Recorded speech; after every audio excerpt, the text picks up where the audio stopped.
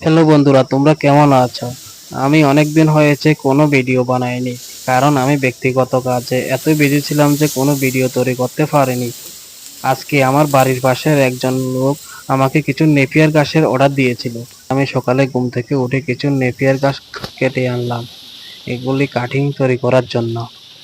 ঘাসগুলি দেখতে অনেক বড় হয়েছে, আমার থেকে প্রায় 2 থেকে 3 ফুট উচ্চতায় বেশি হবে।